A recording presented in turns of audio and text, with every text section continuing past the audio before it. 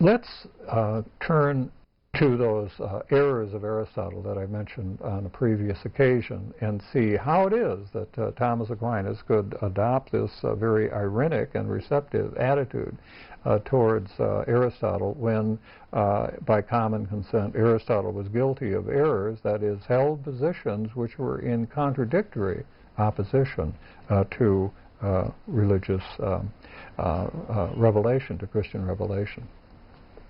Now, one of the things that marks the difference between, or one mark of the difference between Bonaventure and Thomas Aquinas vis-a-vis Aristotle is this. We find among the writings of St. Thomas something like a dozen commentaries on works of Aristotle. There are none in the Opera Omnia of St. Bonaventure. This is already significant. It's as if Thomas is saying, if you want to talk about what Aristotle taught, let's be very clear and sure that we know what it is that he taught. Before we ask about whether it's a mistake or whether it relates in one way or another to Christian faith, let's first of all understand him. This led eventually, although this was somewhat late in his career, from 1268 on, Thomas begins to write commentaries on Aristotle. 12 in all, not all of them complete. Thomas dies in 1274. And he stops writing during the last year of his life.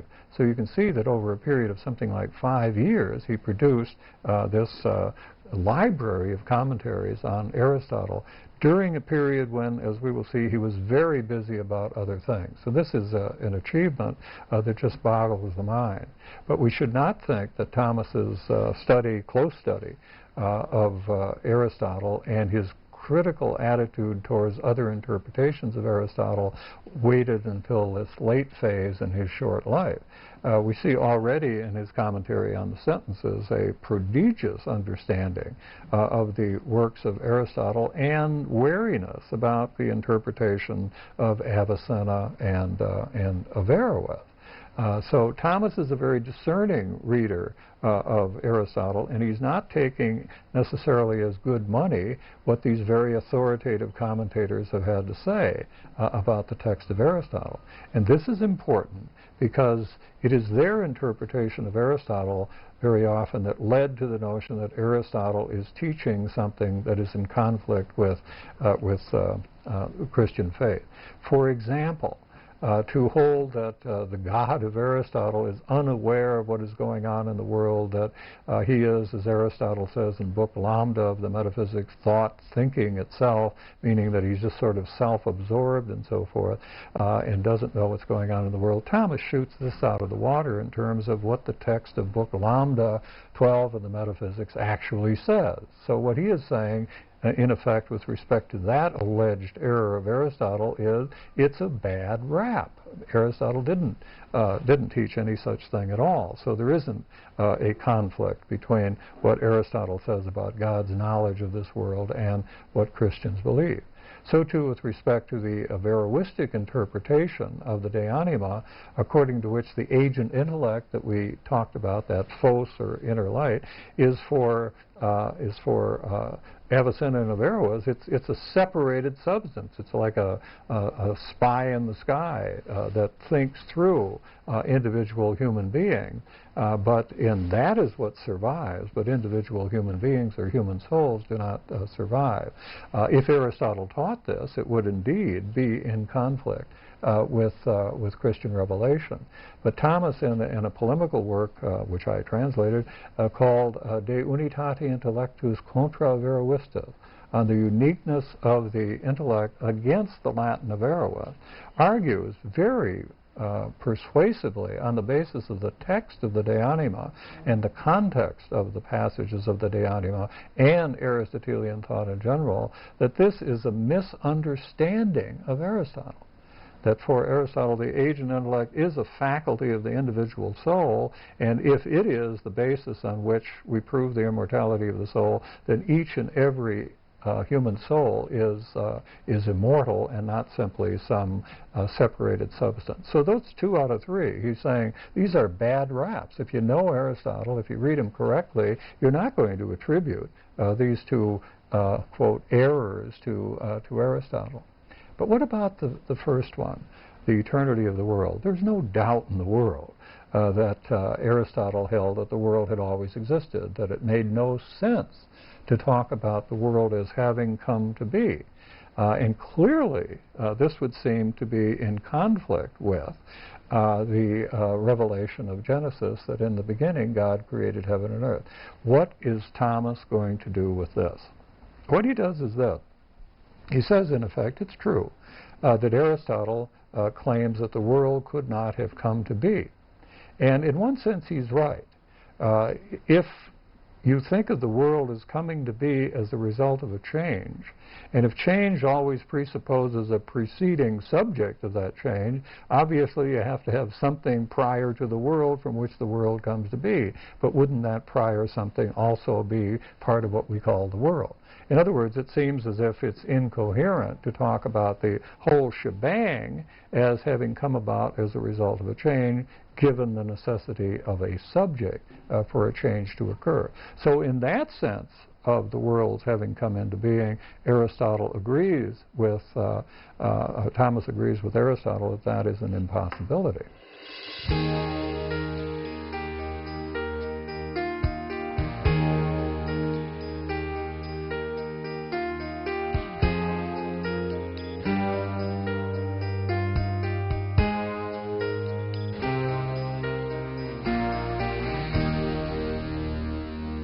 When Thomas agrees with Aristotle that the world could not have come to be as a result of a change, he is, of course, not denying, far from it. He is preparing the way for saying the world comes to be as a result of creation, and what is antecedent to the world is nothing. Now, this has led to a rather common misconception, according to which the difference between Aristotle and Thomas Aquinas vis-a-vis the world is that for Thomas Aquinas the world is created, and for Aristotle it is not. And as I say, very often people say this is the difference. If it is, it's remarkable that Thomas Aquinas himself did not see that difference. He himself sees the world of Aristotle as a creative world. The difference is not whether or not the world is created, but whether the world was created in time or not. So in a little polemical work called De Aeternitate Mundi, on the eternity of the world, Thomas asks, would it have been possible for God to have created the world from all eternity? And his answer is, yeah, that's possible. There's no difficulty. So what we have in Revelation is the news that of 2 possibilities that lay before God, so to speak, that is, of creating the world from all eternity or of creating it in time. He chose to create it in time, but he could have done the other. Okay. Now, with reference to Aristotle, then one would say, since Aristotle wasn't aware of Revelation, didn't have the book of Genesis, didn't have the gift of faith, he would not know that this one possibility had been realized and the other possibility had not been realized.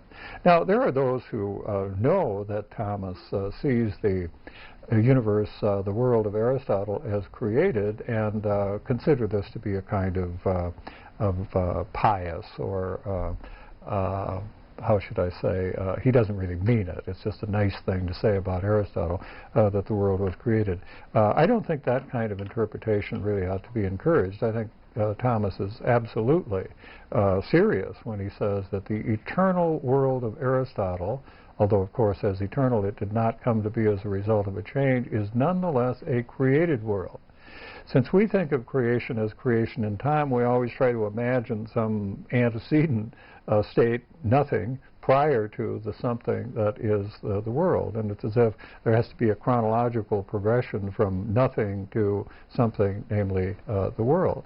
But Thomas says the world of Aristotle, the eternal world of Aristotle, is created in this sense. If you would take away the causality of God from the eternal world of Aristotle, what would you have? Nothing. So in that sense, the world stands over against the nothing that has been negated by the causality of God.